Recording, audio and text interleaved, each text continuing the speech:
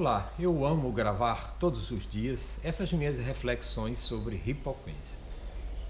Embora eu tenha pouca audiência, eu suporto a solidão, a fim de evitar igrejas e controvérsias, o reino do Pai não será apontado por quem quer que seja. Ninguém poderá dizer: olha aí, olha lá, eu estou aqui, pois o reino está dentro de vós, esperando para ser encontrados por vós.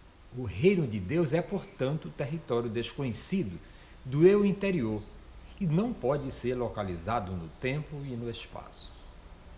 Mas o que dizer com relação àqueles cujo eu interior é um abismo? Aquele que tem receberá mais, aquele que não tem o perderá. Este mundo é uma ponte. Não construais sobre ela a vossa casa. Sede viajantes que por ela trafegam. Se formos transeuntes, encontraremos o reino dentro de nós. Tenham todos um domingo de paz. Eu sou Jonas Luiz da Silva, de Capuí. Porque hoje é domingo e pé de cachimbo, por isso, hoje eu vou começar uma série sobre a opinião dos outros. Como o tema é complexo, a opinião dos outros nem sempre é convergente com a minha opinião pessoal. Mas, algumas vezes eu até posso concordar. E como o tema é religião e Deus, sempre haverá discordância com a nossa plateia, com a nossa audiência.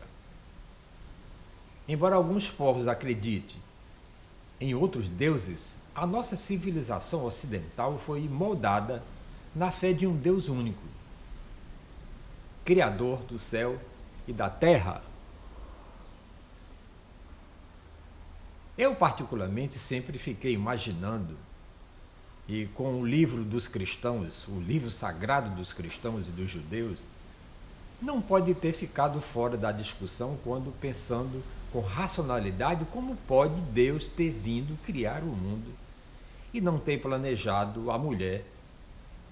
Porque a mulher, na visão da Bíblia, só veio ao mundo porque o homem, depois de ver todos os animais com sua parceira, o macho e a fêmea, Adão ficou sozinho e triste. E Deus disse que não era bom que o homem estivesse só. Ora, por que ele não pensou nisso antes? E a mulher, ele criou com todo esmero e carinho, enquanto Adão foi feito de barro. Ao contrário, Eva foi criada de carne do próprio homem. E tem mais. Esse mesmo Deus era um espírito que vivia pousado sobre as águas. Como? Era como se a água tivesse sido criada por outro Deus que o precedeu e cuja criação foi única. A água para pousar o Espírito de Deus. Por isso eu vou apenas citar a opinião dos outros. Outros esses que foram e são admirados até hoje pela humanidade. O importante é que a maioria desses homens que não acreditavam em Deus, não acreditavam muito menos no diabo, que é uma criação humana muito recente na história da humanidade. Mas o próprio diabo, cujo chefe era Lúcifer, era um anjo de luz, então esse mesmo Deus teria criado também os anjos, que não tinham qualquer função, a não ser adorar a Deus. Mas não estavam gostando muito de Deus Todo-Poderoso, e na sua ausência, quando o Todo-Poderoso veio criar o céu e a terra, Deus recebeu um não de seus anjos.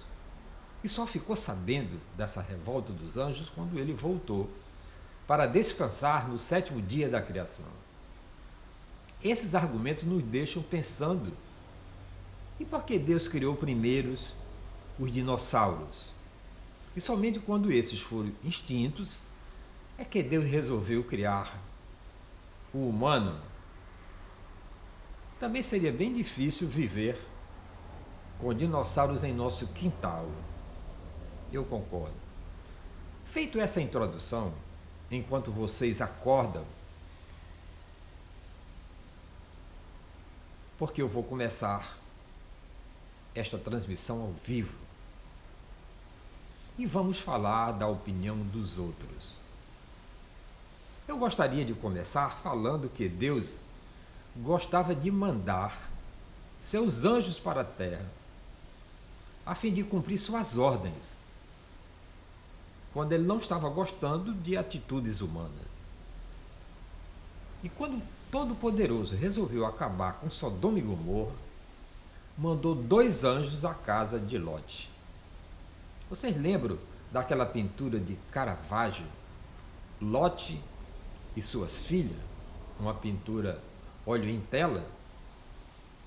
Procure aí na internet e veja que obra-prima, que coisa linda. Mas afinal, quem foi esse personagem da Bíblia chamado Lote?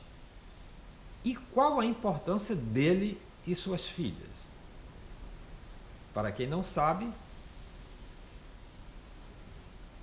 a Bíblia conta que certa vez Lote hospedou 2 anjos em sua casa. À noite, alguns homens de Sodoma bateram à porta de Lote e disseram-lhe que sabiam que ele tinha 2 hóspedes. E que eles, os homens de Sodoma, queriam ter relações sexuais com os visitantes. Repare aí. Lote ficou apavorado. Para acalmar os tarados, disse que tinha 2 filhas virgens e que as daria para os homens a fim de poupar seus hóspedes. Poderiam fazer o que quisesse com as suas filhas.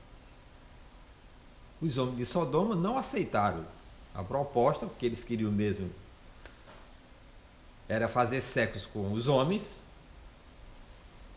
Então os anjos cegaram os homens e mandaram Lote fugir de Sodoma, que seria destruída por Deus, que era para isso que eles estavam lá.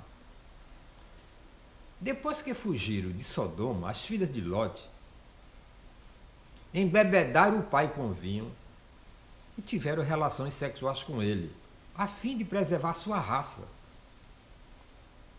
Das relações incestuosas nasceram Moabe e Amon, patriarca dos Moabitas e dos Amonitas, tribos árabes vizinhas de Israel.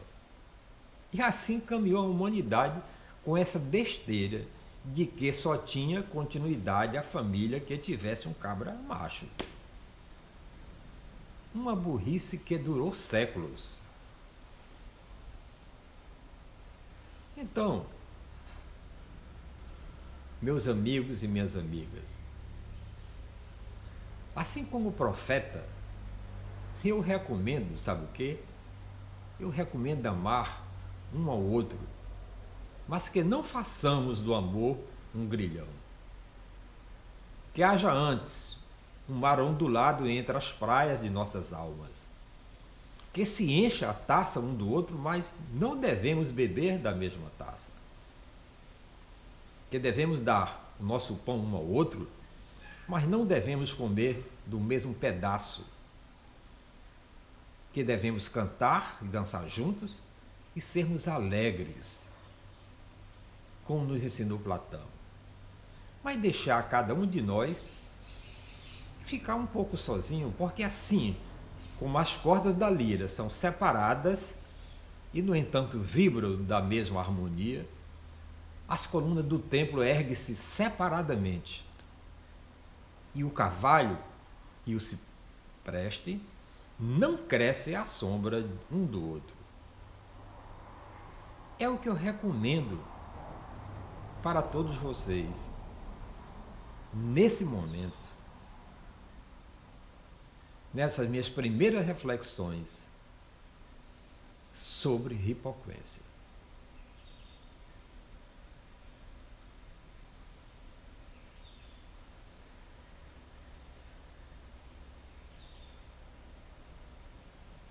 E quem pensa que a Bíblia só tem coisa boa, é porque nunca leu, e às vezes as pessoas leem apenas o que lhe interessa.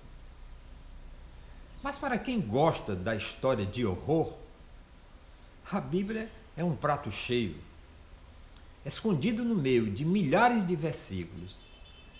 Podemos encontrar cenas de arrepiar os cabelos. Em Gênesis, por exemplo, encontramos um episódio, no mínimo, bizarro. Como todos sabem, Abraão foi o patriarca dos hebreus. Com seu pai, sua mulher e seu sobrinho Lote, Abraão saiu da cidade de Ur, no Baixo Eufrates. Caminharam-se para Harã,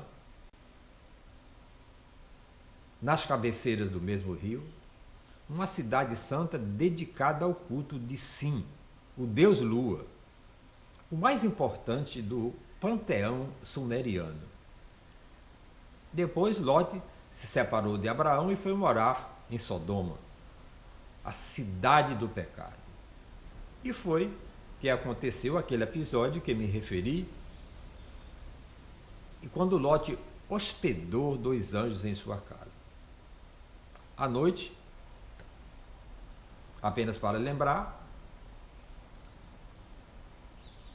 os homens de Sodoma bateram à porta de Lote e disseram-lhe que sabiam que tinham 2 hóspedes e que eles, os homens de Sodoma, queriam ter relações sexuais com os visitantes. Precisa você duvidar de mim dessa história se você nunca leu a Bíblia? Basta você olhar em Gênesis 19. Antes deste espetáculo grotesco, encontramos outra cena curiosa. O Deus bíblico, de então, que ainda não tinha revelado seu nome aos hebreus, Yahvé, disse a Abraão que iria destruir Sodoma. Assustado com a ameaça divina, Abraão perguntou a Deus o que faria se houvesse em Sodoma 50 homens de bem. Deus disse que não destruiria a cidade, em respeito aos 50 homens de bem. Abraão anima-se e começa a pechinchar com Deus. Pergunta o que Deus faria se houvesse apenas 45 homens de bem. Deus atende a pechincha e diz que palparia a cidade. Depois Abraão baixa para 40 e Deus concorda. No fim, Deus concorda que não destruía a cidade, não destruiria se encontrasse apenas 10 homens de bem. O que é assustador nesta conversa é a noção antropomórfica do Deus do Antigo Testamento. O Deus dos primeiros capítulos da Bíblia, embora seja todo-poderoso, criador do céu e da terra, é uma figura humana, com pernas e braços, cabeça e certamente uma respeitável barba. Possivelmente tem uma esposa e até uma residência que, de acordo com o Velho Testamento, é o Templo de Salomão, que, aliás, foi destruído por Tito Flávio Vespasiano há quase 2 milênios. Em outro local, depois que Adão e Eva cometeram o pecado original, sentem vergonha de Deus, quando pressente que Deus se aproxima, esconde-se atrás de um arbusto. Diz o texto sagrado que Deus estava aproveitando a fresca da manhã. Este é o livro mais vendido do mundo e o mais respeitado. Consta que foi escrito sob inspiração divina, como se o próprio Deus o tivesse escrito. Ele é tão respeitado que em alguns tribunais as pessoas fazem juramentos com as mãos sobre a Bíblia. A explicação é simples. embora a Bíblia seja o livro mais vendido de todos os tempos, é também o menos lido. Não matarás, reza o sexto mandamento de Jeová, Êxodo 20, 13. Segundo a tradição, a Bíblia foi escrita sob a inspiração divina, como se o próprio Deus tivesse escrito. Mas se Deus é infinitamente bondoso, é inconcebível que ele cometa a mínima crueldade com qualquer ser humano. Assim pensam os que veneram a Bíblia. Veneram porque não a leram. Este Deus criador dos céus e da terra não poderia ser bom para uns e mal para outros. No entanto, podemos encontrar na Bíblia um desfile de horrores que nada fica a dever aos filmes de Frankenstein. Quem não acredita, que confira. No começo do segundo milênio antes de Cristo, Jeová, o Deus do Antigo Testamento, retira Abraão e sua família da cidade de Ur, na Baixa Mesopotâmia, e dar-lhe de presente uma terra onde corre leite e mel, a lendária Canaã, a Palestina. Jeová, o mesmo que disse, não matarás, diz com todas as letras que para se apossar da terra que lhe foi ofertada, eles têm que aniquilar 7 nações. Está lá em Deuteronômio 7:1-6. Quando o Senhor, teu Deus, te introduzir na terra, a quem passará a possuir, e tiver lançado muitas nações diante de ti, os heteus, os gigaseus, os amoreus, os cananeus, os fariseus, os heveus, os jebuseus, 7 nações mais numerosas e mais poderosas do que tu, e o Senhor Deus as tiver dado diante de ti, para as ferir totalmente, as destruirá. Não farás com elas aliança, nem terás piedade delas. Derribareis os seus altares, quebrareis suas colunas, cortareis seus postes ídolos e queimareis suas imagens de escultura. As ordens de Jeová são claras, como em Deuteronômio 7,16. E tens que consumir todos os povos que Jeová, teu Deus, te dá. Teu olho não deve ter pena deles. Em Deuteronômio 13, 15 e 16, o rol das barbaridades atinge ao clímax. Então, certamente, ferirás a fio de espada os moradores daquela cidade, destruindo-as completamente, e tudo que nela houver, inclusive os animais domésticos. Ajuntarás os despojos no meio da praça e a cidade, e todo o seu despojo queimarás por oferta total ao Senhor teu Deus, e será montado em muitas ruínas, e nunca mais se edificará. Essas barbaridades são apenas uma amostra do verdadeiro festival de horrores do Antigo Testamento. No entanto, mais 1 bilhão de pessoas em todo o mundo, católicos, protestantes, evangélicos e judeus, consideram este livro a voz de um Deus justo, bondoso, misericordioso, Criador dos céus e da terra, que oferece aos homens a oportunidade de salvação eterna em um céu, ou um paraíso. Quantas pessoas foram mortas obedecendo às ordens de Jeová? Qual a quantidade de sofrimento causada pelo aniquilamento dessas nações? Este mesmo Deus tão misericordioso não só pregou as barbaridades que são encontradas na Bíblia, como, por meio de seus autodesignados representantes, ainda ameaça com a crueldade infinita o inferno àqueles que, embora tenham levado uma vida santa, esqueceram-se de ir à missa aos domingos, ou deixaram de confessar o seu último pecado.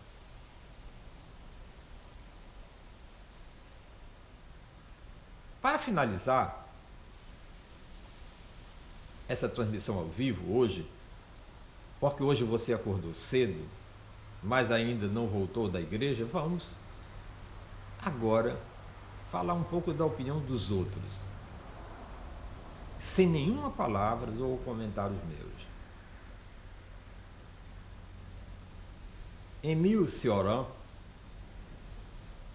abre aspas, preferível não é o desejo de acreditar, mas o desejo de descobrir, que é exatamente o oposto.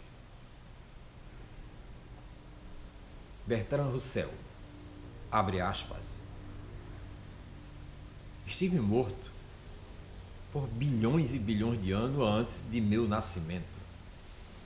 E isso nunca me causou qualquer inconveniência. Fecha aspas. Mark Twain, abre aspas, o desejo de salvar a humanidade é quase sempre um disfarce para o desejo de controlá-la. Fecha aspas. H.L. Mencken, abre aspas, opiniões defendidas apaixonadamente são aquelas para as quais não há justificativas. Fecha aspas. Bertrand Russell, abre aspas, o que pode ser afirmado sem provas também pode ser rejeitado sem provas. Fecha aspas. Christopher Hitchens, abre aspas, convicções são maiores inimigos da verdade que mentiras. Fecha aspas. Friedrich Nietzsche, abre aspas, realidade é aquilo que não desaparece quando paramos de acreditar. Fecha aspas. Philippe K. Dick, abre aspas, se Deus queria que as pessoas acreditassem nele, por que então ele inventou a lógica? Fecha aspas. David Ferretti, abre aspas, é melhor ler a previsão do tempo antes de rezar por chuva. Fecha aspas. Mark Twain, abre aspas, criacionistas fazem parecer que uma teoria é algo que você sonhou depois de ter passado a noite inteira bêbado. Fecha aspas. Isaac Asimov, abre aspas, a inspiração da Bíblia depende da ignorância da pessoa que a lê. Fecha aspas. Roberto G. Ingersoll, abre aspas, as pessoas defendem apaixonadamente a religião que receberam de seus pais. Defenderiam com igual paixão qualquer outra fé, possivelmente oposta, se tivesse nascido em outra família. Fecha aspas. Richard Dawkins, abre aspas, sou ateu porque não há evidências para a existência de Deus. Isto é tudo o que precisa ser dito. Sem evidências, sem crença. Fecha aspas. Dunbar, abre aspas, sempre que a moralidade baseia-se na teologia, sempre que o correto torna-se dependente da autoridade divina, as coisas mais imorais, injustas, infames podem ser justificadas e estabelecidas. Fecha aspas. Ludovic Flaubert, abre aspas, quando uma pessoa sofre de um delírio, isso se chama insanidade. Quando muitas pessoas sofrem de um delírio, isso se chama religião. Fecha aspas. Anatole France, Se existisse um Deus bondoso e todo-poderoso, teria feito exclusivamente o bem. Fecha aspas. Mark Twain, abre aspas. E no 4,5 bilionésimo ano o homem disse que haja Deus. Fecha aspas. Joyce Thomas, abre aspas, a maioria das pessoas preferia morrer a pensar. Na verdade, muitos o fazem. Fecha aspas. Bertrand Russell, abre aspas, lida propriamente, a Bíblia é a força mais potente para o ateísmo jamais concebido. Fecha aspas. Isaac Asimov, abre aspas, um dogma é a mão dos mortos na garganta dos vivos.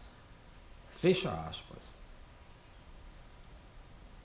Lemuel Osborne, abre aspas, a mente do fundamentalista é como a pupila do olho. Quanto mais luz você joga, mais ela se fecha. Fecha aspas. Steve Hawking, abre aspas, milagres acontecem para aqueles que acreditam neles. Porque a Virgem Maria nunca apareceu para budistas, muçulmanos e hindus que não ouviram falar dela. Fecha aspas. Bernard Berenson, abre aspas, acredito hoje no que acreditava quando tinha 8 anos. Na ciência. Fecha aspas. Rick Reynolds, abre aspas, eu sou contra a religião porque ela ensina a nos satisfazer e não entender o mundo. Fecha aspas. Richard Dawkins, abre aspas, eu sou religioso, respeito todas as crenças, mas os religiosos não têm nenhum respeito pelas pessoas sem fé. Fecha aspas. Drauzio Varela, abre aspas, se você reza por chuva por bastante tempo, ela eventualmente cai. Se você rezar para que enxurradas se acalmem, elas eventualmente o farão. O mesmo acontece na ausência de preces. Fecha aspas. Steve Allen, abre aspas, fé é o esforço para acreditar naquilo que o seu bom senso diz que é verdade. Fecha aspas. Alberto Rabarbe, abre aspas, a função da fé é lhe permitir acreditar naquilo que a sua inteligência rejeita. Fecha aspas. Luiz Fernando Veríssimo, abre aspas, a verdade em assuntos de religião é simplesmente a opinião que sobreviveu. Fecha aspas. Oscar Wilde, abre aspas, rezar para o sol ou rezar para Deus resulta na mesma proporção de pedidos atendidos. Fecha aspas. Isaac Asimov, abre aspas, assim como temos lanchonetes para quem não quer cozinhar, temos religião para quem não quer pensar. Fecha aspas. André Cassiano, abre aspas, se a Bíblia está errada ao nos dizer de onde viemos, como podemos confiar nela para nos dizer para onde estamos indo? Fecha aspas. Justin Brown, abre aspas, não nos damos conta de que, tendo inventado Deus, imediatamente nos tornamos seus escravos. Fecha aspas. José Saramago, abre aspas, Deus é o asilo da ignorância. Fecha aspas. Spinoza, abre aspas, ao matar a morte, a religião nos tira a vida. Vivemos morrendo. A eternidade despovoa o instante, porque vida e morte são inseparáveis. Tirando-nos a morte, a religião nos tira a vida. Em nome da vida eterna, a religião afirma a morte desta vida. Fecha aspas.